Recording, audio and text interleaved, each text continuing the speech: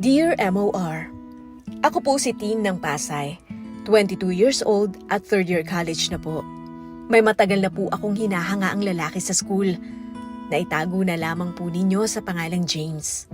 Sikat po siya sa school namin kasi bukod sa gwapo at maganda ang pangangatawan, part rin siya ng basketball team. Siya po ang team captain and MVP last year. Hindi naman po talaga kami madalas mag-usap. Pero out of the blue, nilapitan niya ako after ng class namin sa advanced accounting. Wala na raw siyang time na mag-study dahil sa basketball, kaya kailangan niya ng tulong ko. Hindi ako genius pero matataas po ang grades ko, especially sa accounting.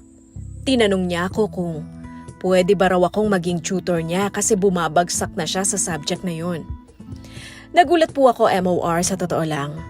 Parang hindi ako makapaniwala na nasa harapan ko na nung time na yon at kinakausap ako ang lalaking sobrang crush ko. Aaminin ko na po, freshman pa lang kami, crush ko na talaga siya. Wala nga lang akong lakas ng loob na mag-confess dahil sobrang nakakahiya at may girlfriend siya.